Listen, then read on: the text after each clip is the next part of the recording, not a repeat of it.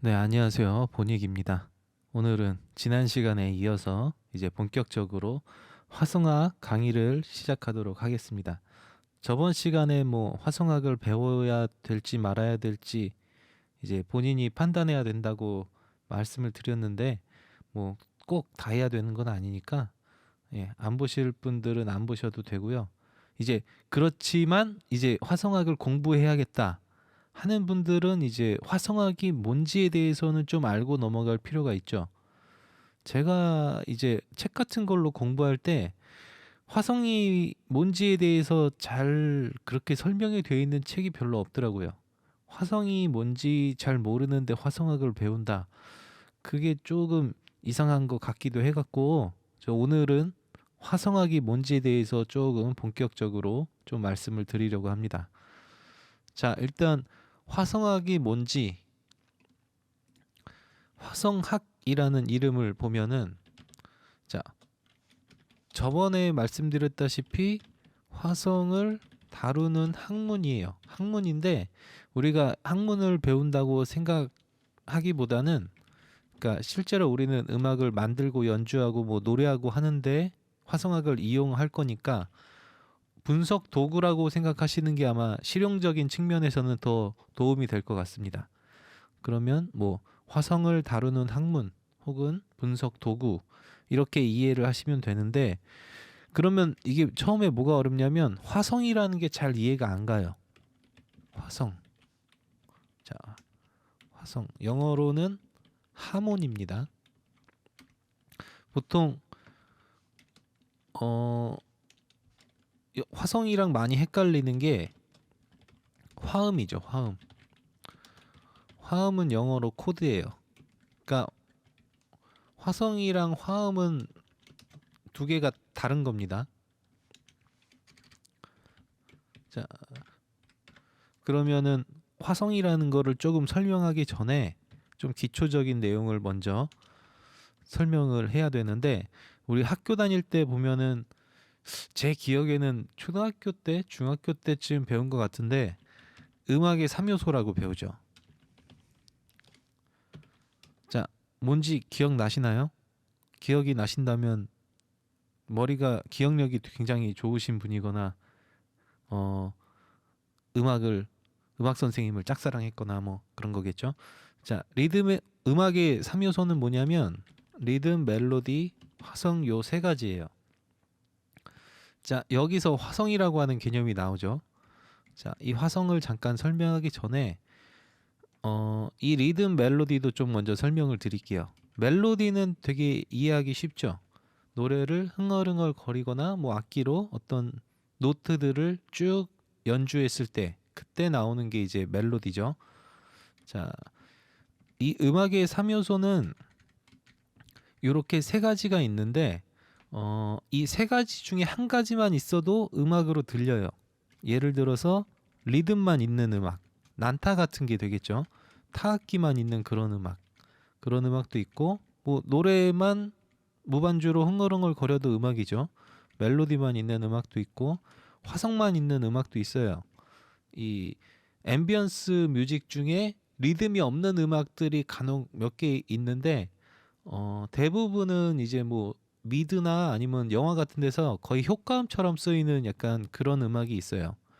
그러니까 리듬, 멜로디, 화성 세 가지 중에 한 가지만 있어도 음악인데 대부분의 음악은 요 세 가지 요소가 다 들어 있다는 거. 그리고 자, 멜로디에 대한 설명은 아까 잠깐 드렸고 리듬이라고 하는 개념이 조금 어려운데 약간 추상적인 개념처럼 느껴질 거예요. 설명을 들으시면. 어, 그러니까 리듬이라고 하는 거는 뭐냐면 어떤 소리가 있겠죠. 이 소리가 강약이 있어요. 강하게 내는 소리, 약하게 내는 소리, 혹은 길게 내는 소리, 짧게 내는 소리. 이것들이 어떤 규칙성을 갖고 반복이 될 때 그 흐름 자체를 리듬이라고 합니다. 조금 내용이 추상적이고 어렵죠. 자, 그 다음에 화성이 있어요. 요 화성이라고 하는 개념을 또 직관적으로 이해하기가 조금 어렵죠. 그래서 이 화성이라고 하는 거, 이게 우리가 이제 화성학에서 주로 다루게 될 것들이 요 화성인데 이 화성을 또 설명하기 전에 설명할 게 많아요. 자, 노트의 결합에 대해서 좀 말씀을 드릴게요. 노트의 결합. 자, 이런 노트가 있어요. 자, 이 노트가 어떤 일정한 규칙적인 간격을 갖고 쭉 나열이 돼 있어요. 이런 애들을 뭐라고 하냐면 이런 애들은 스케일이라고 불러요. 자, 노트가 길이도 갖고 있고 뭐 강약도 있고 높낮이도 막 이렇게 위아래 왔다 갔다 막 이런 식으로 움직인다. 그럼 이런 애들은 뭐라고 하냐면 멜로디라고 불러요. 자, 지금 말한 것들은 뭐냐면 노트의 수평적 결합이에요. 스케일과 멜로디가 이런 데서 이제 나오겠죠. 그러면 노트의 수직적 결합도 가능하겠죠. 자, 노트와 노트의 수직적 결합.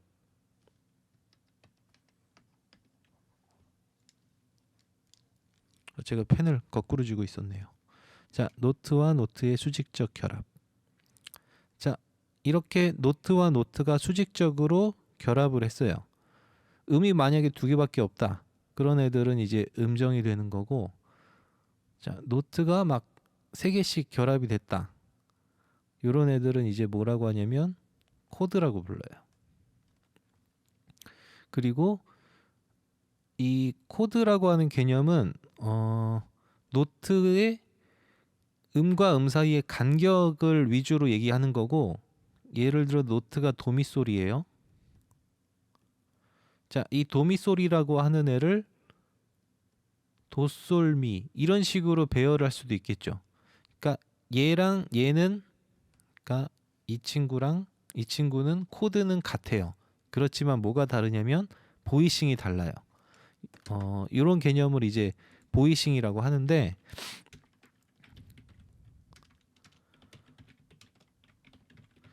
전부 다 노트의 수직적 결합이랑 관련이 깊은 애들입니다.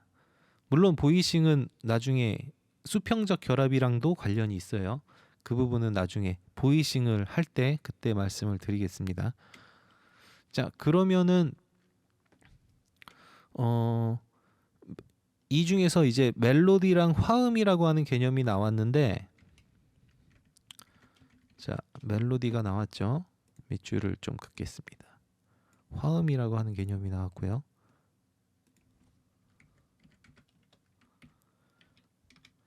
자, 그러면 화음끼리도 결합을 할 수가 있어요. 화음의 수평적 결합.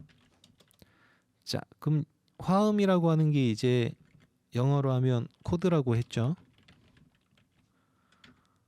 자, 화음의 수평적 결합이 뭐냐면 이제 코드 진행이 됩니다.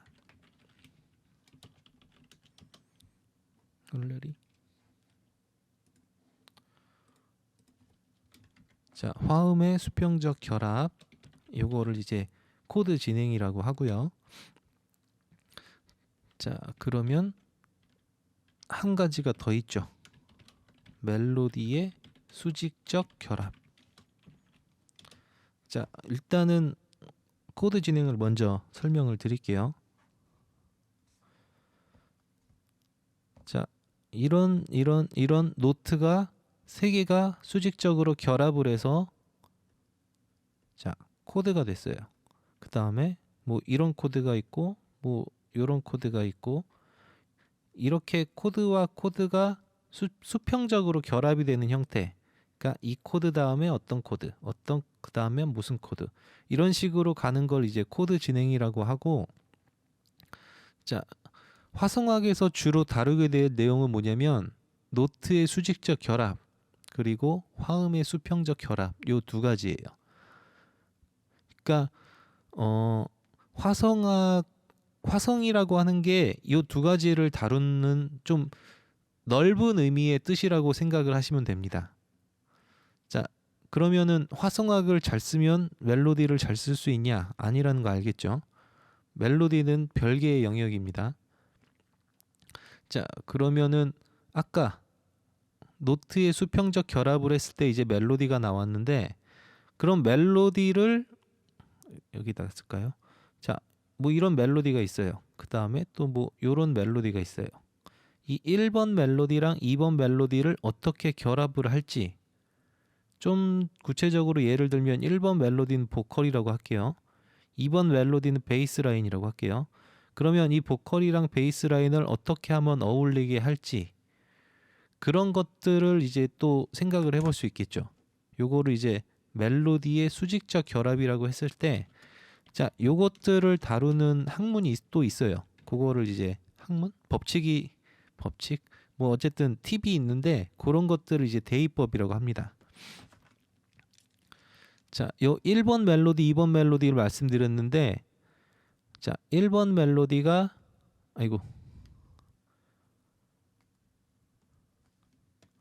자, 1번 멜로디가 주선율이에요. 메인 멜로디. 자, 그리고 2번 멜로디가 대선율이에요. 그러니까 주선율을 가지고 대선율을 어떻게 만들 건지, 혹은 주선율 1번, 그러니까 멜로디 1번, 2번을 어떻게 결합을 할 건지, 이런 것들을 다루는 법칙이 이제 대입법입니다. 영어로는 이제 카운터 포인트라고 해요.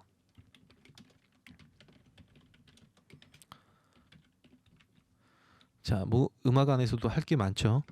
그러니까 화성을 잘한다고 해서 나머지까지 다 잘할 수 있다고 생각을 하면 안 됩니다. 자, 그리고 아까 멜로디는 말씀드렸는데, 이 스케일 정도는 화성학에서도 많이 나와요. 왜냐하면 화음이랑 관련이 되게 깊은 부분이 있어 갖고 스케일은 화성학에서도 많이 나옵니다. 그리고 대입법 같은 경우는 대입법을 따로 배워야 돼요.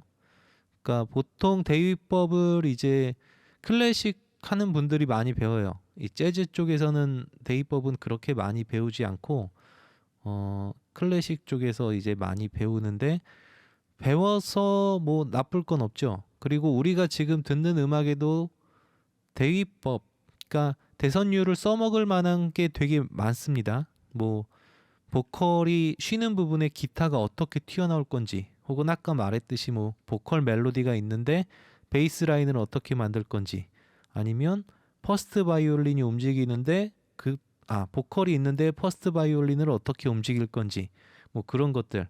그러니까 써먹을 건덕지는 되게 많아요. 자, 아까 이제 노트의 결합으로 다시 들어가서 자, 잠깐 수학 얘기를 좀, 수학이라고 하긴 좀 그렇지만, 자, 수학에서 이제 배우는 건데, 점이 있어요. 이 점과 점이 만나면 선이 만들어지죠. 그러면 이 선들을 또 계속 결합을 해요. 그러면 결국 면이 됩니다. 자, 이번에는 반대로 노트가 있어요. 점이 있는데 선이 됐어요. 이 선과 선을 결합을 해서 면이 됐어요. 그러면 이 면이라고 하는 게 결국은 우리가 듣는 음악인데, 이 면을 만드는 방법이 두 가지 측면에서 볼 수가 있는 거죠. 하나는 이제 멜로디를 만들어서 그 멜로디를 어떻게 쌓을 건지, 혹은 코드를 만들어서 그 코드를 어떻게 진행시킬 건지, 요 부분에 따라서 이제 접근 방법이 좀 다른데, 소비자가, 그러니까 청취자가 듣는 음악은 똑같을 수가 있어요. 그러니까 우리가 듣는 음악은 그 사람, 만든 사람이 어떤 사람이냐에 따라서 대입법으로 만들었을 수도 있고 화성법으로 만들었을 수도 있어요. 혹은 둘 다 안 쓰고 그냥 감각으로 했을 수도 있죠. 그러니까 결과물만 놓고 봐서는 두 개가 뭘 써서 만들었는지 정확히 알 수는 없어요. 하지만 접근 방법이 이렇게 두 가지가 있고, 자, 요런 애들은 이제 화성학, 요런 애들은 대입법, 그러니까 화성법, 대입법이라고 생각을 하시면 됩니다. 그러면은 이제 학생들이 물어보던데, 그럼 둘 다 잘하면 개쩔겠네요? 개쩔죠. 그게 바로 유명한 음악의 아버지 요한 세바스찬 바흐, 우리나라 말로 박요한 씨죠. 음악의 아버지이자 실제로 자녀가 20명인가 그럴걸요. 진짜 위대한 아버지죠. 성공적인 음악인이에요. 음악해서 자식 20명을 먹여 살린, 대단하죠. 참고로 흥부 있죠, 흥부. 흥부는 자식이 제가 기억하기로는 25명인가 그래요. 참 무책임한 사람이죠. 예. 뭐 흥부 얘기가 왜 나왔지? 예, 어쨌든 이제 둘 중에 하나만 해도 되고 둘 다 해도 되고, 그러니까 뭐 둘 중에 하나만 오히려 잘하는 게 나을 수도 있어요. 뭐 둘 다 잘하기 힘드니까 시간도 많이 들고, 그러니까 뭐 한 가지에 집중해서 잘하는 게 좋겠죠. 요즘 음악들은 거의 코드 위주로 접근하는 방식이 더 대세예요. 요즘 음악은. 그래서 이제 재즈와 성악을 이제 실용음악과에서 많이 배우는데, 요즘 음악들이 거의 코드 위주로 접근을 하고 분석을 하고 이제 커뮤니케이션을 하다 보니까 그런 겁니다.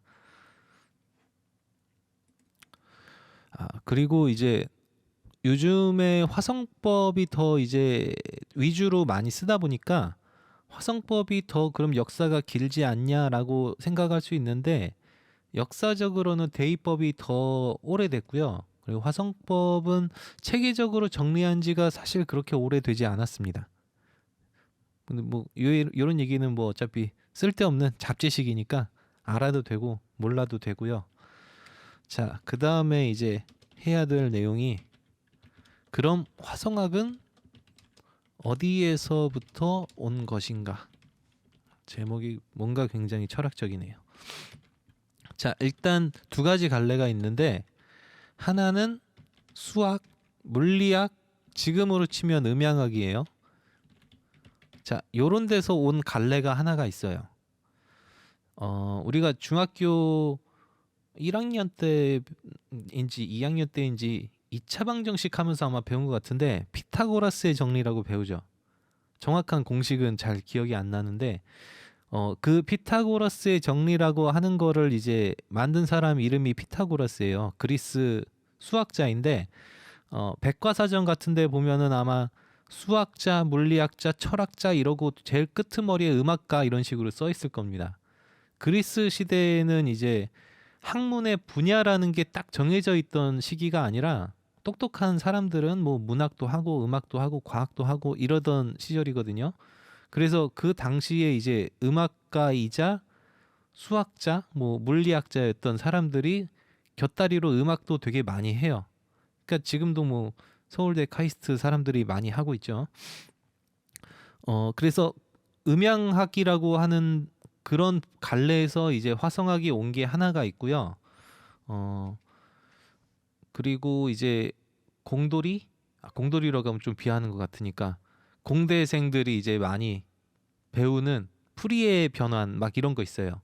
그게 프랑스 수학자인데, 프리에라는 사람이 프랑스 수학자인데, 그 사람이 나중에 이제 밝혀낸 게, 모든 소리는 사인파의 합으로 표현할 수 있다, 이런 식으로 얘기를 해요.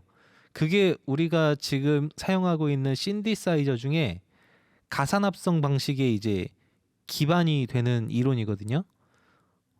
좀 뭔 개소리인가 싶고 그럴 수 있는데, 이것만 기억하시면 돼요. 그러니까 음악이라고 하는 게 뭐 신이 내려주고 그런 것도 있겠지만, 뭐 저는 무신론자지만, 일단 과학이랑 이런 부분에서 온 게 되게 많아요.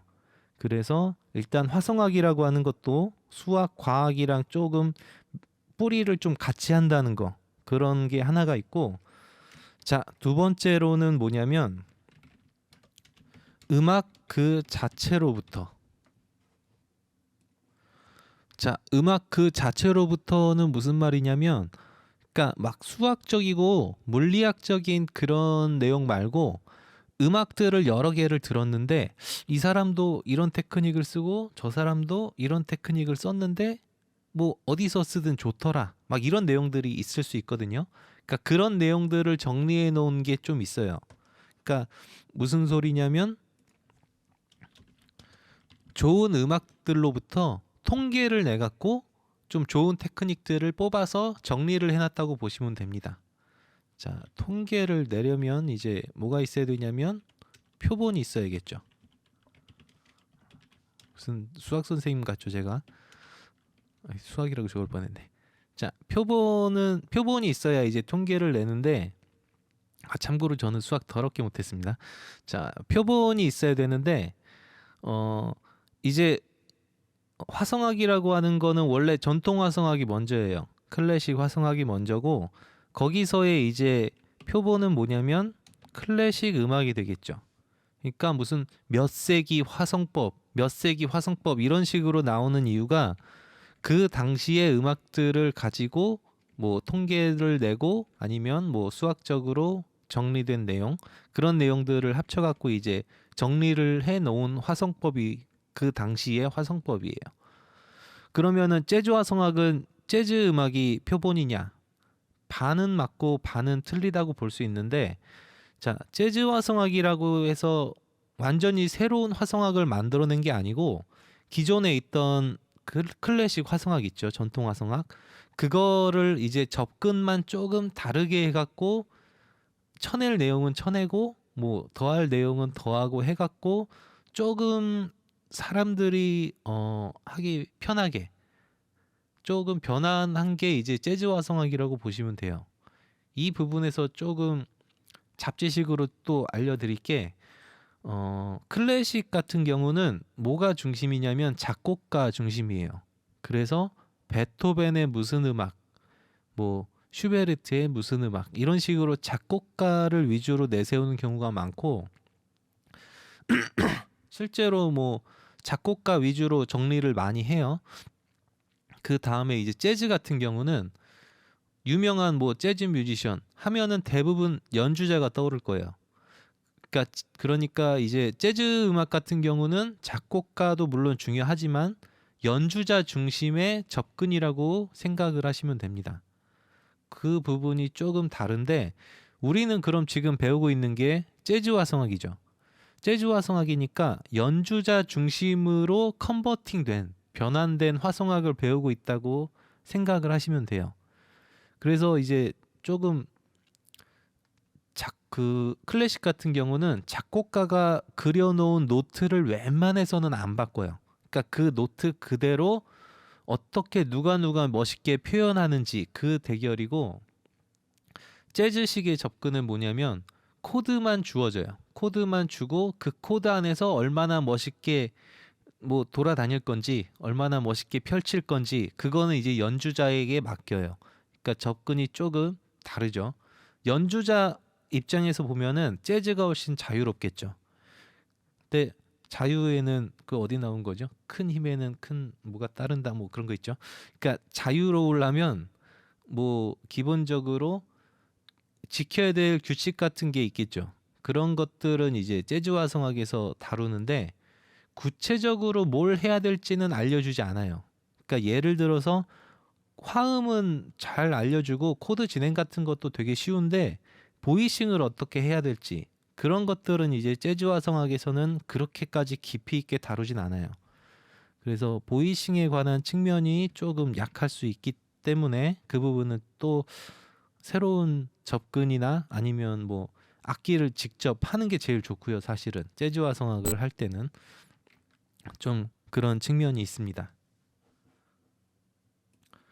그리고 지금 이제 대중음악을 하실 분들이 사실은 제일 많겠죠. 뭐 영상음악이나 뭐 광고음악이나 이런 거 하실 분들도 계시겠지만 대부분 이제 대중음악이나 혹은 뭐 자기가 하고 싶은 음악을 하실 분들이 제일 많으실 텐데 지금 우리가 듣는 음악들은 클래식 쪽에 가까운 것도 있고 아니면은 재즈식으로 가까운 음악들도 되게 많아요. 기본적으로 밴드 음악 하면은 재즈식이 훨씬 가깝습니다. 재즈식에. 그리고 막 대규모 섹션이 필요한 그런 스타일의 음악. 그러니까 뭐 퍼스트 바이올린만 막 18명 되는 뭐 스트링 파트, 이 파트 저 파트 하면 인원이 되게 많아지겠죠. 그런 음악들은 이제 거의 클래식 쪽으로 접근하는 게 더 효율적이죠. 그러니까 예를 들어 연주자가 몇십 명인데 다 자유롭게 해라는 말이 안 되죠. 그러니까 그런 식의 음악은 이제 클래식으로 접근하는 게 맞는데 지금 우리가 듣는 음악은 두 개 다 있어요. 그러니까 어느 쪽을 본인이 좋아하는지 어느 쪽을 더 하고 싶은지를 잘 생각을 해서 배우시는 게 제일 좋을 것 같습니다. 자, 그러면 화성에 대해서 좀 말씀을 드렸는데 그럼 화성학을 배우면 뭐가 좋냐? 자, 아까 제가 음악의 3요소를 말씀드렸죠. 리듬, 멜로디, 화성 중에서 화성을 다루는 거고, 그리고 역으로 말하면 화성학만 한다고 해서 리듬, 멜로디까지 잘하는 건 아니라는 거를 좀 말씀드리고 싶고요. 그럼 화성학을 잘하게 되면은 뭐가 좋냐면 아까 말씀드린 노트의 수직적 결합을 하기가 되게 쉬워요. 그러니까 이거 저거 막 다 쳐보고 자기가 원하는 코드를 찾을 수도 있어요. 그렇게 하는 방법도 무식한 방법이지만 자미로콰이가 참고로 그렇게 합니다. 건반 치는 애가 죽을라 그래요. 자기가 전 세계에 있는 코드를 다 쳤는데 JK가 자꾸 아니라고 그래갖고 그래서 마지막에 쳤더니 그거 맞대요. 그래서 아까 쳤던 거잖아 이 새끼야 이러면서 싸웠다는 일화가 있습니다. 어쨌든 그렇게 무식하게 찾아도 되고요. 뭐 화성학을 배우면은 좀 더 수월하게 쉽게 찾을 수가 있겠죠. 그 다음에 또 뭘 하기가 쉽냐면 코드 진행을 하기가 되게 쉬워요. 이거 다음에 무슨 코드 쓰지? 무슨 코드 쓰지? 이런 고민을 하는 시간을 굉장히 줄여줍니다. 이 두 가지 측면에서 조금 장점이 많이 있죠. 그런 부분이 있고 그치만 화성학을 배운다고 해서 뭔가 다 커버가 되는 만능이라고 생각하시면 완전 오해라는 거. 제가 막 저번 시간 이번 시간 연속으로 화성학 꼬랐다는 얘기만 막 하는 것 같아서 좀 그렇긴 한데 예, 환상을 갖고 시작하시면 안 되니까 말씀드리는 겁니다. 자, 이 다음에는 또 이제 화성학보다 좀 더 넓은 얘기를 좀 해보려고 하는데 우리가 이제 음악을 한다고 했을 때 뭐 기타 치시는 분들은 기타 막 줄도 갈고 주법도 연습하고 막 기타도 이것저것 샀다 팔았다 막 픽업도 갈고 앰프도 갈고 막 이펙터도 샀다 팔았다 막 이런 식으로 막 하죠. 그리고 막 작곡하는 분들도 이 코드 썼다 저 코드 썼다 VSTI 막 이거 깔았다 저거 깔았다 하고 뭐 노래하시는 분들도 마찬가지고 뭐 전자음악 하시는 분들도 신디사이저를 막 이게 좋더라 저게 좋더라 노브를 돌렸다 말았다 슬라 그 페이더를 막 올렸다 내렸다 뭐 그런 식으로 하는 그러니까 음악인들이 하는 모든 행위 있죠. 그것들은 결국 궁극적으로 뭐냐면 소리를 바꾸려고 하는 행위들이에요. 근데 소리에 대해서 나는 전혀 관심도 없고 생각도 없다. 그러면은 뭐가 문제가 되냐면 나중에 고수가 됐을 때 문제가 돼요. 고수가 됐을 때. 그러니까 소리라고 하는 거, 음향이라고 하는 게 초반에는 무슨 믹싱 엔지니어, 뭐 녹음 엔지니어, 마스터링 엔지니어 막 이런 엔지니어들만의 영역이라고 생각을 할 수 있는데 연주자가 됐든 보컬이 됐든 작곡가가 됐든 고수가 되면 될수록 소리라고 하는 데서 이제 태클이 많이 들어옵니다. 그래서 지금 당장 막 음향학을 배워라 이런 얘기는 아니고요. 음향학 안에서 이제 화성학이랑 밀접한 관련이 있는 부분이 몇 가지 있어요. 그런 애들은 오늘을 조금 미리 좀 설명을 좀 드리려고 합니다. 그리고 뭐 기본적으로 이 정도는 알고 있어야 돼요. 아까 음악의 3요소 했는데 지금은 이제 소리의 3요소를 한번 설명을 좀 드릴게요. 간단하게만. 소리의 3요소 같은 경우는 아마 학교 다닐 때 배운 것 같기도 하고 안 배운 것 같기도 하고 잘 모르겠네요. 어쨌든 안 배운 것 같은데 소리의 3요소는 뭐냐면 일단 음고, 음의 높낮이에요. 높은 음, 낮은 음. 혹은 뭐 높은 데서 빠르게 낮은 음으로 변화하는 음, 뭐 이런 식으로 음의 높낮이를 말하고 그 다음에 있는 요소가 음량이에요. 음의 세기, 음의 크기라고 생각을 하시면 되고 그 다음 요소는 이제 음색입니다. 자, 요 세 가지 다 딱 보기에 음색이 제일 어려워 보이는데 뭐 음색도 어렵죠. 근데 셋 다 어려워요, 사실은. 셋 다 어려운 개념이고 음량 같은 경우는 이제 되게 쉬울 거라고 생각을 할 수가 있어요. 그러니까 TV 보면서 음량 조절하죠. 그 음량을 생각하시면 물론 그 음량도 포함이 되는 개념입니다만 그것만 생각하시면 망합니다. 이 음악에서 음량이라고 하는 거는 어떤 식으로 접근을 하시냐면 굉장히 짧은 시간 동안의 음량 변화라고 일단 그런 식으로 접근을 하는 게 훨씬 편하실 거예요.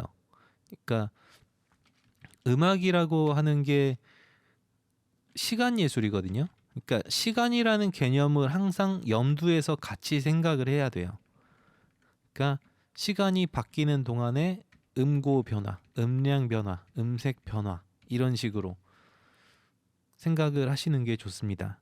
음량이 이제 뭐 단어가 우리나라는 그냥 음량이라는 한 단어만 쓰지만 영어권 국가에선 여러 가지 단어가 있거든요. 볼륨도 나올 수 있고 다이나믹이라는 단어도 나올 수 있는데 그 이펙터 중에 컴프레서, 리미터, 뭐 맥시마이저 이런 애들 있죠. 그런 애들 DS도 그렇고 요런 애들이 이제 음량 이펙터예요. 다이나믹 이펙터라고 하는데 그러니까 이 부분이 깊게 들어가면 결코 쉬운 부분이 아니라는 거 미리 좀 말씀을 드리고 음악하면서 이런저런 테크닉을 막 쓰고 싶을 때 그때 그리고 신디사이저로 막 음색을 만들어내고 그럴 때 그때 요 음악의 3요소 시간까지 포함해서 꼭 생각을 해두시는 게 아마 접근이 좋을 것 같습니다. 믹싱할 때도 마찬가지예요. 믹싱할 때 혹은 신디사이저로 사운드 디자인 할 때 그럴 때 지금은 뭐 이게 뭐야 이럴 수 있는데 나중 가면 이래서 배우는구나라고 생각을 하시게 되는 그런 내용입니다. 자 그리고 아까 제가 우리말로는 단어가 하나인데 영어에서는 단어가 여러 개인 게 또 있어요. 뭐냐면 음이라고 하는 단어. 이게 우리나라 말로는 동양이 원래 조금 음에 대한 단어들이 조금 적은 편이에요. 그래서 음이라고 우리는 하나로 쓰지만 외국에서는 영어권 국가에서는 여러 개의 단어를 쓰는 게 있는데 일단 노트의 개념이 있고 피치의 개념이 있고 톤의 개념이 있어요. 세 개 다 그냥 우리나라 책에서는 음이라고 나오는 경우가 많습니다. 아니면 영어 그대로 쓰거나 하는 경우도 많고요. 자, 일단 노트라고 하는 개념은 이거는 노트, 그러니까 A라는 노트랑 B라는 노트를 나누는 기준이 보통 화성법적인 뭐 그냥 음악 이론적인 그런 접근인 경우가 많아요. 그러니까 뭐 텐션 노트, 어보이드 노트 뭐 이런 식으로 그냥 일반적인 그리고 좀 포괄적으로 쓸 때는 노트라는 말을 많이 쓰고 이제 피치라고 하는 단어는 음의 높낮이를 위주로 접근할 때 그러니까 기준 피치보다 좀 높다. 뭐 예를 들어 보컬이 음정이 나갔다 할 때 그때는 이제 피치라는 개념이 제일 맞겠죠. 그 다음에 톤이라는 개념은 음색이랑 관련이 되게 깊은 개념입니다. 그러니까 기타 톤이 좋다. 뭐 이런 식으로 단어를 쓰죠. 그러니까 음색이랑 좀 관련이 깊은 애들. 자, 지금 설명드릴 거는 요 세 번째 톤이랑 피치랑 좀 관련이 있는 내용인데 지금 제가 음향학에서 화성학에 필요한 부분을 조금 설명을 드린다고 했는데 우리가 일반적으로 듣는 소리들 그러니까 우리가 음이라고 부르는 애들은 크게 순음이라는 애가 있고 요거는 영어로 퓨어톤이라고 해요. 자, 순음이라고 하는 애가 있고 복합음이라고 하는 애가 있습니다. 요거는 컴플렉스 혹은 컴파운드 사운드라고 해요. S가 붙었나 안 붙었나 기억이 안 나네요. 일단 뺄게요. 자, 컴플렉스 사운드라고 하는데 그러니까 순음은 이제 말 그대로 순수한 소리.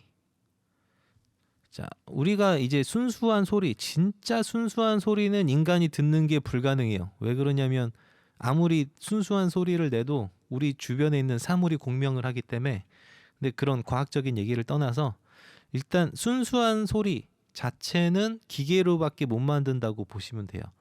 자연계에 있는 소리로 비슷하게 흉내는 낼 수 있지만 기본적으로는 기계로 만들어내는 소리고 그 기계랑 관련이 깊은 기계가 신디사이저입니다.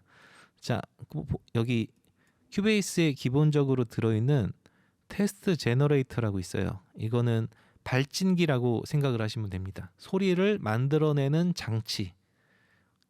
자, 그거를 이제 소프트웨어로 구현을 해놓은 건데 여기서 이제 사인파 소리를 낼 수가 있어요.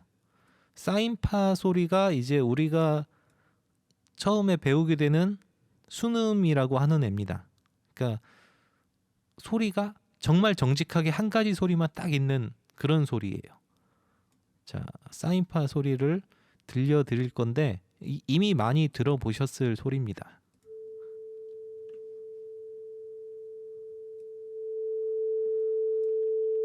자, 요 소리 TV 화면 조정 같은 거 나올 때 나오는 소리 있죠. 요 소리가 이제 사인파 소리입니다. 이 소리를 녹음해서 들어보면 요 수학에서 나오는 사인 코사인 그래프 있죠. 요런 그래프처럼 나와요. 자, 지금 나고 있는 소리의 이제 파형을 분석할 수 있는 도구가 있는데 이걸로 한번 볼게요.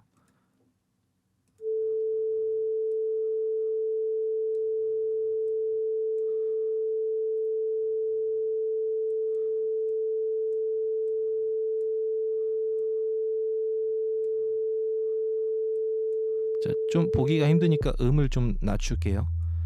자, 이제 사인파 그래프가 나오는 게 보이죠? 잠깐 화면을 좀 멈출게요. 자, 지금처럼 이렇게 사인파 그래프가 나오죠. 요런 소리들은 뭐냐면 순음이라고 해서 음의 기본 주파수만 딱 있는 소리예요.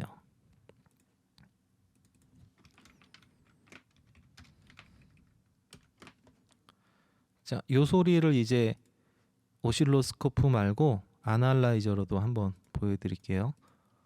자, 요거는 이제 팝필터 프로 Q라고 하는 이제 이퀄라이저입니다. 굉장히 좋은 EQ예요. 자, 요거를 잠깐 보기 전에 EQ 보는 법을 먼저 설명을 드릴게요. 자, EQ는 이름이 이퀄라이저거든요. 이퀄라이저. 동등하게 하다. 뭐 그런 뜻인데 얘가 왜 나왔냐면 A라는 기계에서는 스피커에서 혹은 뭐 기계에서 틀었더니 음악을 틀었더니 소리가 잘 들려요. 근데 B라는 기계에서 틀었더니 저음이 너무 없어요. 막 저음이 안 들려요. 그럼 저음을 좀 올려서 들어야 좋게 들리겠죠. 그런 거를 해주는 장치라고 생각을 하시면 됩니다. 그러니까 처음에는 음량을 이제 동일하게 주파수별로 좀 동일하게 만들려고 나왔던 장치인데 지금은 굉장히 다양한 방식으로 쓰고 있습니다. 자, EQ라고 하는 건 대부분 이렇게 생긴 애들이 많은데 자, 보면은 요 X축에 지금 20kHz라고 돼 있죠. 요게 뭐냐면 주파수예요. 20에서 20kHz가 인간이 들을 수 있는 가청 주파수입니다. 대부분의 가청 주파수. 그러니까 이 이상 넘어가면 사람이 못 들어요. 뭐 초음파 같은 애들이 요 위쪽에 해당이 됩니다. 그리고 20Hz보다 아래에 있는 소리도 못 들어요. 그래서 음악 장비는 보통 대부분 0에서 20kHz까지만 작동이 되게끔 만들어집니다. 자, 그래서 요 X축은 주파수라고 생각이 아니고 주파수고, 자, 이 Y축 있죠. 요거는 지금 단위가 데시벨로 나와 있죠. 그러니까 이쪽은 음량이라고 생각을 하시면 돼요. 요게 위로 이렇게 많이 올렸다. 그러면 이제 이 영역의 소리가 볼륨업이 되는 겁니다. 자, 여기서 다시 요 테스트 제너레이터로 만든 사인파 소리를 한번 들어볼게요. 자, 보면은 지금 이쪽 영역에서만 소리가 나고 있고 요런 데서는 아무런 소리가 없죠. 자, 요런 소리를 이제 사인파 그리고 순음이라고 합니다.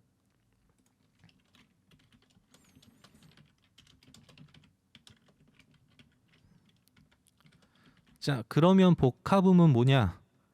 우리가 실제로 듣는 대부분의 소리,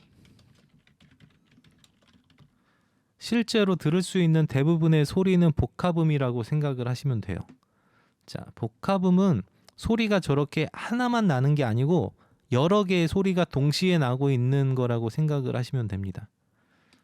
자, 피아노를 한번 볼게요. 자, 피아노 소리로 도를 한번 제가 쳐볼게요. 자, 도를 쳤어요. 자, 이게 지금 아까처럼 이제 아날라이저로 본 화면인데,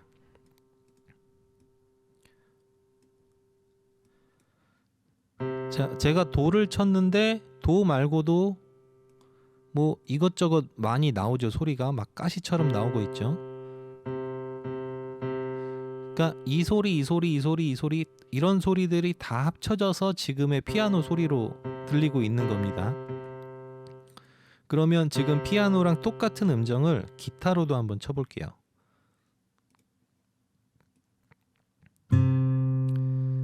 자, 요게 지금 기타로 쳤을 때, 자, 피아노랑 기타랑 지금 아까 설명한 대로 하자면 두 개가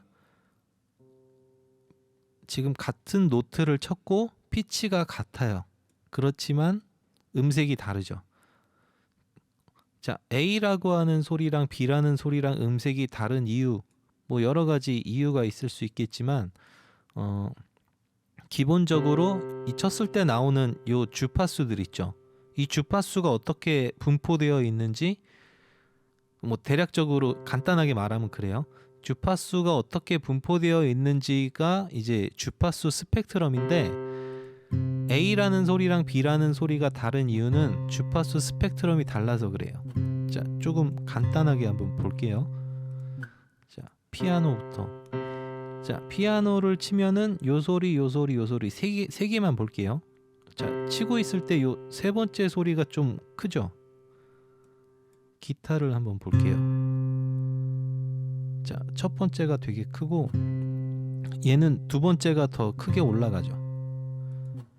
물론 이거는 되게 대략적으로 간단하게만 설명한 거고, 어쨌든 중요한 거는 얘랑 다르다는 거. 그치만 우리가 듣는 도라고 하는 피치는 똑같아요. 자, 그래서 여기서 또 알아놔야 될 게 기음과 배음의 개념입니다. 자, 기음은 뭐냐면 음의 기본 주파수를 말해요. 이거는 어떤 소리를 듣고 그 소리의 피치를 찾아내는 거랑 되게 관련이 깊은 겁니다. 기음은. 그리고 다시 요 기타를 볼게요. 지금 보면은 요렇게 가시처럼 좀 크게 올라온 애들이 있고 이렇게 짜잘하게 있는 애들이 있죠. 요 짜잘한 요런 애들. 자, 그런 짜잘한 애들은 일단은 신경을 안 써도 돼요. 지금은. 자, 그 가시처럼 올라오는 애들, 그 친구들을 뭐라고 하냐면 그런 애들을 배음이라고 합니다. 자, 얘는 개념이 어떻게 되냐면 기본 주파수의 정수배에 해당하는 주파수. 조금 개념이 어려울 수도 있죠. 자, 피아노로 다시 돌아가서, 자, 제가 지금 도를 쳤어요. 요 도를 쳤어요. 지금 C3를 딱 쳤는데, 자, 다른 도가 들리고 있죠. 그 다음에 막 솔이 들려요. G4입니다. 그 다음에 또 도가 들리고, 미가 들리고, 솔이 들리고, C 플랫이 들리고, 뭐 레도 들리고 있고, 뭐 이런 식으로 다른 음들이 포함이 돼 있어요. 그러니까 피아노로 도를 쳤을 때 실제로 우리 귀에는 도 말고 다른 노트들이 들리고 있는 거라고 생각을 하시면 됩니다. 그런 애들이 이제 배음이, 그런 애들 중에 대표적인 애들이 배음이 되는 겁니다. 자, 기음이랑 배음, 요거는 기본적으로 음향학을 할 때 배우는 내용이긴 한데, 화성학 할 때 조금 어려운 내용이 나오잖아요. 그럼 대부분 요걸로 설명이 가능해요.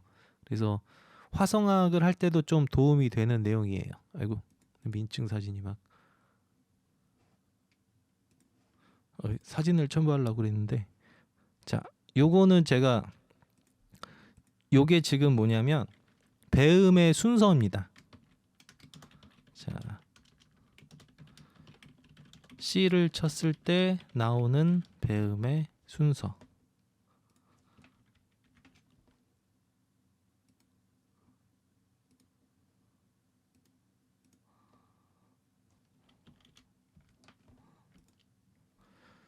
자, 요 배음의 순서는 어느 정도 조금 기억을 해 놓으시는 게 좋아요. 이거는 나중에 화성학 할 때뿐만 아니고 믹싱할 때 EQ 같은 거 쓸 때도 되게 중요한 내용이라, 그래서 음향학에서 배우는 거예요. 그래서 알고 있어서 나쁠 게 전혀 없는 굉장히 유익한 내용이니까 이 음이 나오는 순서를 좀 기억을 해 놓으시면 좋아요. 지금은 C라고 하는 노트를 딱 쳤을 때 이런 순서로 배음이 나온다라고 이제 그 순서를 나타낸 표라고 생각을 하시면 됩니다. 자, 다시 여기서 확인을 좀 해볼게요. 자, 도를 쳤을 때 도, 도, 솔, 도, 미, 솔, 시 플랫, 도, 레, 미. 자, 이런 식으로 막 나오죠. 자, 이 표를 어떻게 외우냐면 도도, 솔도, 미솔, 테도, 레미, 피솔, 라테, 티도, 이런 식으로 외우면 돼요. 이 시 발음 있죠. 시가 원래 이름이 영어로 TI라고 적거든요. 그래서 이거를 T로 발음하는 나라도 많이 있고, 진짜 옛날 영화인데 사운드 오브 뮤직이라고 하는 영화 보면은 거기 OST에서 도레미파 솔라 티도라고 해요. 그러니까 그런 나라도 많이 있어요. 그래서 음을 어떻게 이름을 붙일지 그거를 나타낸 게 이제 솔페지오라고 하는데, 솔페지오를 이제 써서 이름을 붙이게 되면 이런 순서로 됩니다. 플랫이 붙으면 에 모음이 붙어갖고 T가 테로 바뀌어요. 그래서 도도, 솔도, 미솔, 테도, 레미, 피솔, 라테, 티도. 자, 그리고 이게 실제로 듣는 소리는 이 뒤쪽에 넘어가면은 실제 여기 적혀 있는 노트랑 노트의 주파수랑 그 소리랑 조금 차이가 있어요. 그러니까 완전히 딱딱 맞아 떨어지진 않아요. 그래서 아마 다른 표에서는 여기 있는 노트랑 막 플랫 하나 차이로 좀 바뀌고 그럴 수 있어요. 그 부분은 조금 감안을 해 놓으시면 좋을 것 같고, 자, 일단 중요한 거는 뭐냐면 우리가 듣는 소리의 대부분은 복합음이라는 거. 그러니까 도라고 우리 귀에는 들리지만 도 이외의 소리들이 잔뜩 들어가 있다는 거. 그리고 그 소리들이 어떻게 분포가 돼 있냐에 따라서 우리 귀에 다른 음색으로 들린다는 거. 자, 그거를 기억을 해 놓으시면 좋습니다. 그리고 배음이 나오는 순서 이렇게 된다는 거.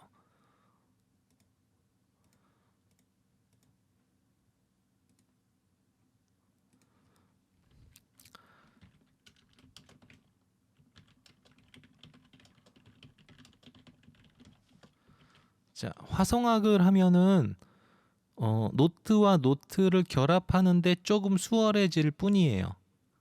그렇다고 해서, 그러니까 예를 들어 똑같은 멜로디라고 하더라도 A라고 하는 사람이 연주한 거랑 B라는 사람이 연주한 거랑 다르게 들릴 수가 있어요. 그런 것들이랑 관련이 되게 깊은 게 뭐냐면,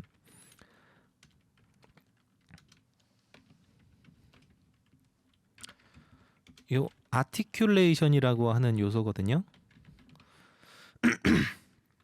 아티큘레이션은 우리말로 없으니까 이렇게 쓰는 거예요. 우리말로 있으면 우리말로 썼겠죠. 우리말로 그나마 좀 가까운 한자어를 좀 만들어 보면 발음법 정도? 예, 그런 단어라고 할 수 있겠네요. 아티큘레이션은 대부분 그 영어로 그대로 쓰고요. 노트를 어떻게 표현할 것인가랑 관련이 되게 깊고, 그게 이제 악기마다 하는 방법이 좀 다를 수가 있어서 악기의 주법이랑도 관련이 좀 깊어요. 근데 관련이 깊다 뿐이지 아티큘레이션이랑 주법이랑은 좀 다른 개념입니다. 대표적으로 아티큘레이션에 뭐가 있냐면 스타카토가 있어요. 스타카토 학교 다닐 때 배우죠. 스타카토는 음을 짧게 연주해라라는 뜻이에요. 그러니까 음을 짧게 연주하는 방법은 피아노로도 할 수 있고 보컬로도 할 수 있고 기타로도 할 수 있죠. 근데 화성학에서 이런 아티큘레이션을 다루진 않아요. 근데 실제로 음악을 연주하고 듣고 만들고 할 때는 아티큘레이션이 되게 중요한 요소예요. 이런 거는 이제 어디서 배우냐면 작곡법 시간이나 뭐 편곡법 시간이나 아니면 편곡법 혹은 악기 연주를 통해서 배우는 경우가 제일 많습니다. 아티큘레이션 되게 중요해요. 클래식에서는 더더욱 중요합니다. 거기선 노트를 못 바꾼다고 그랬잖아요. 노트를 못 바꾸니까 아티큘레이션을 누가 간지나게 표현하는지 대결이라고 보시면 돼요. 물론 클래식 안에서도 장르가 여러 개 있지만 콩쿨 같은 데서는 그렇게 해요. 자, 다 베토벤 거 다 똑같은 곡 치는데 누구는 우승이고 누구는 예선 탈락이고 그렇죠. 자, 그 다음에 또 생각을 해야 될 게 C 노트를 어떻게 소리낼 것인가.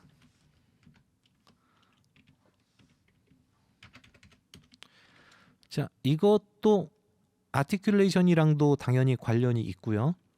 또 뭐랑 관련이 있냐면 보이싱, 그리고 악기 구성, 주법, 믹싱, 관련이 깊은 요소가 되게 많아요. 화성학을 배우면 G 코드 다음에 C 코드를 쓰면 되겠구나. 여기까지는 화성학으로 되게 쉽게 알 수 있어요. 근데 C 코드를 써야지라고 마음 먹고 혹은 C 코드라고 하는 걸 정해놓고 그 다음에 곡을 실제로 만들 때 그때 이제 소리가 만약에 멋있게 나지 않는다. 그러면은 이런 것들을 점검을 해봐야 돼요. 보이싱이 지금 제대로 되어 있는지, 악기 구성 혹은 뭐 악기의 주법 이런 것들이 제대로 되어 있는지, 믹싱 상태가 제대로 되어 있는지 이런 것들을 좀 점검을 해야 돼요. 참 음악에 할 게 많죠. 자, 그럼 이런 것들은 어디서 배우냐면 보이싱 같은 경우는 이제 보이싱을 따로 공부하는 방법도 있고 대부분 화음을 연주할 수 있는 악기들을 이제 작곡가들이 많이 쓰죠. 피아노랑 기타가 이제 대표적인데 그런 악기들을 공부하면서 자연스럽게 배우는 측면도 있고 자, 그 다음에 악기 구성 요거는 이제 편곡법 같은 시간에 주로 배우고 그러니까 화성보다는 편곡적인 측면에서 이제 좀 접근을 했을 때 조금 배우기 쉬운 부분이 이제 악기 구성이나 이런 부분이고 주법 같은 경우도 그 악기를 실제로 다뤄야 좀 알 수 있는 부분들이 있죠.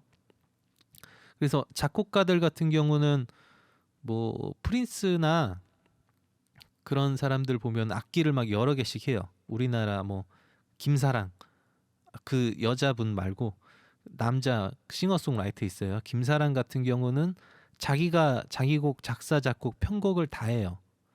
그런데 연주까지 다 해요. 녹음까지. 악기를 굉장히 잘 다뤄갖고 그런 분들이 있죠. 그런 분들은 자기 몸을 VSTI처럼 쓰는 그런 분들이 있을 수 있고 아니면 저 같은 경우는 이제 처음에 기타로 시작을 했는데 기타를 지금 치라고 그러면 못 쳐요. 연습을 안 한 지가 너무 오래돼 갖고 뭘 치라고 하면 못 치는데 근데 어떻게 치는지는 알아요. 그래서 뭐 주법 이름이나 이런 것도 웬만하면 알고 있고 그래서 기타 세션한테 좀 더 구체적으로 이제 알려주죠. 커뮤니케이션을 하는데 좀 용이하죠. 자, 그 우리가 듣는 가요 같은 거 대부분은 본인이 혼자서 녹음까지 다 하는 경우는 그렇게 많지 않고 보통은 이제 전문 세션을 써요. 그러면은 만약에 그런 곡을 만든다고 했을 때 실제로 그걸 연주할 수 있냐 없냐 보다는 연주할 연주하는 방법 같은 거를 아느냐 모르느냐가 더 중요하겠죠. 그래서 편곡법이나 뭐 악기론 이런 데서 이제 이거랑 관련된 내용들을 이제 배웁니다. 자, 그 다음에 또 관련이 깊은 게 소리랑 관련이 깊은 내용이죠. 믹싱. 믹싱도 뭐 자기가 믹싱까지 다 하는 저처럼 좀 가난한 사람도 있고, 대형 기획사 같은 경우는 어떻게까지 하냐면 그 YG, SM은 잘 모르겠고 YG 같은 경우는 모든 곡에 그렇진 않겠지만 여러 엔지니어한테 믹싱을 맡겨갖고 그 중에서 제일 잘 된 걸 써요. 이승환 같은 경우도 그렇게 많이 한다고 하더라고요. 그리고 예전에 마이클 잭슨 비릿 그 노래 있죠. 그게 아마 믹싱이 81번인가? 하여튼 미친 듯이 많이 믹싱을 했던 곡으로 유명합니다. 그러니까 믹싱에 따라서도 이제 사운드가 많이 달라지기 때문에 어떻게 소리 낼 것인가는 사실 굉장히 복잡한 부분이 있어요. 화성학만 배운다고 해서 해결이 되는 부분이 절대 아니라는 거. 계속 그 얘기만 하는 것 같네요. 예, 어쨌든 그 부분은 알아서 잘 하시리라 믿습니다. 자, 그러면 우리가 이제 시중에서 듣고 있는, 시중에 나와 있는 곡들이 있죠. 뭐 CN블루라든지 뭐 샤이니, 엑소 막 이런 대형 기획사 그룹, 이제 그런 그룹도 있고 뭐 싱어송라이터도 있고 여러 가지 이제 음악들이 있는데, 그러면은 음악의 요소를 아까 3요소라고 했는데 실제로 그 음악을 사람들이 듣고 좋아하는 데는 더 많은 요소가 필요하겠죠. 멜로디, 리듬, 화성 이거는 뭐 기본 요소니까 당연히 들어가고, 대중음악 특히 보컬곡 같은 경우는 가사도 되게 중요하죠. 그 다음에 제가 또 중요하게 생각하는 외모. 사람들이 외모를 많이 보니까, 예, 외모도 있고 회사도 있고 뭐 여러 가지 요소가 여기서 추가로, 회사는 뭐 다른 말로 하면 자본이죠. 뭐 자본. 제가 봤을 때 여기서 제일 중요한 게 멜로디, 외모, 회사? 예, 리듬이랑 화성이 빠졌네요. 왜 그렇게 생각을 하냐면 제가 염세주의자라서 그런 건 아니고, 어떤 음악을 듣고 그 음악이 뜨려면 사람들이 그 음악을 듣고 이 음악 좋다, 이 음악 구리다라고 판단을 해야 되잖아요. 근데 들어야 판단을 하죠. 그 듣게 하는 게 너무 어려워요. 그러니까 지금 음악을 이제 막 시작하시는 분들도 있을 수 있고, 뭐 한지는 꽤 됐지만 화성학을 이 새끼 어떻게 강의하나 보자 이러고 보시는 분들도 뭐 계실 텐데, 자본이 되게 중요한 요소입니다. 뭐 음악만 잘 만든다고 해서 뜨는 시장은 제가 봤을 때 지났어요. 우리가 이름도 모르는 사람인데 들으면 좋은 음악 되게 많거든요. 물론 대형 기획사도 음악 되게 잘 만들죠. 근데 이름 없는 사람이라고 해서 음악을 다 못 만드냐, 그게 아니라는 거죠. 절대로. 잘 만드는데 못 드는 사람도 되게 많고, 어쨌든 자본과 홍보와 뭐 이런 싸움이 되게 생각보다 되게 강하다는 거. 제가 뭐 대중음악을 지금도 막 최신 음악을 막 빠르게 찾아 듣고 그러진 않는데, 제가 느끼기에 최근 몇 년 동안 음악 그 자체로 뜬 사람은 제가 봤을 때 한 명도 없는 것 같아요. 그러니까 뭐 유명한 사람이랑 같이 작업을 했거나 TV에 우연히 나왔거나 오디션 프로에 나갔거나 뭐 이런 식으로 뜨는 경우가 많지, 물론 찾으면 당연히 나오긴 하겠죠. 음악 그 자체로 뜨기는 되게 어려운 상황인 거죠. 어쨌든 뭐 신세 한탄을 저도 모르게 막 하고 있는데, 이 얘기를 하려고 한 거예요. 자, 여기서도 이제 화성이라는 요소를 우리는 지금 화성학 수업을, 강의를 이제 하고 있으니까, 듣고 있으니까 화성이라는 부분에 대해서 보통 저도 어렸을 때 그랬고, 음악이라고 하는 걸 만드는데 잘 안 만들어져요. 그러면 화성학이라고 하는 걸 배우면 되게 좀 더 잘 만들 수 있겠지라고 생각을 많이 했고, 어떤 음악을 들을 때도 이 음악은 코드가 요거네, 이 음악은 코드가 이렇네, 이렇게 생각을 많이 했었거든요. 근데 제가 봤을 때 음악마다 물론 다릅니다만 화성이 차지하는 비중, 그래도 못해도 한 30%는 되지 않을까요? 라고 생각을 할 수 있는데, 제가 봤을 때는 한 10%에서 20% 정도밖에 안 되는 것 같아요. 그러니까 A라고 하는 음악이 뭐 자본이나 뭐 외모나 이런 걸 떠나서 멜로디, 리듬, 화성, 가사 요 네 가지만 볼게요. 어떤 음악이 떴고 사람들이 그 음악을 좋아해요. 그럼 그 음악에서 장점이라는 게 있겠죠. 이 음악은 가사가 내 상황이랑 되게 잘 맞아 떨어져서 그 음악이 좋아, 이런 사람도 있고, 멜로디가 좋아서 좋은 사람도 있고, 리듬이 좋아서 음악이 뜰 수도 있고. 근데 화성이 되게 좋아서 뜨는 경우는 제가 봤을 때 그렇게 많지 않은 것 같아요. 그러니까 화성이라고 하는 거의 비중이 생각보다 그렇게 크지 않다는 거. 뭐 계속 화성학을 깎아내리고 폄하하고 배울 필요 없고 그런 얘기만 하는 것 같긴 한데, 어 사실이 그런 걸 어쩔 수 없어요. 그러니까 사람들은, 대중들은 화성이 복잡한 곡을 좋아하지 않아요. 그러니까 화성이 잘 됐다 못 됐다의 기준을 뭐 여러 가지에 둘 수 있겠지만, 되게 어려운 테크닉을 쓰고 되게 어려운 보이싱, 그리고 남들이 안 하는 코드 진행, 이런 거는 좋아하지 않아요. 오히려 남들이 다 쓰는 뻔한 코드 진행, 이런 거 안에서 뭔가 멜로디나 가사나 리듬이나 이런 거에 강점이 있을 때 그런 음악들이 더 뜨는 경우가 많더라고요. 예, 물론 뭐 뜨지 못한 제 생각이니까 본인이 잘 판단을 하시리라 믿고, 화성학 꼬랐다는 얘기를 하려고 한 건 아니고, 화성학이 제가 첫 시간에 말씀드렸다시피 생각보다 그렇게까지 어렵지 않으니까 빨리빨리 배워서 끝내버리자, 뭐 요런 쪽의 입장에 가깝다고 생각을 하시면 돼요. 그러니까 저 같은 경우는 이제 곡을 쓸 때 화성에 그렇게 시간을 많이 들이질 않아요. 화성보다는 이제, 물론 시간을 안 들이는 것도 아니고요. 화성에 물론 노력과 시간을 들이는데, 화성학을 만약에 몰랐다면 되게 어렵게 처리했을 거를 빨리빨리 처리하고, 나머지는 이제 가사, 리듬, 편곡, 멜로디 요런 데에 이제 좀 더 집중해서 작업할 수 있다는 장점이 있죠. 예. 아무튼 그래서 배우는 거고, 앞으로는 이제 좀 더 구체적으로 화성학에 대해서 이제 좀 더 강의를 하도록 하겠습니다. 예. 오늘 강의는 여기서 마치기로 하고 이제 다음 시간에 다시 진도를 또 나가도록 하겠습니다. 감사합니다.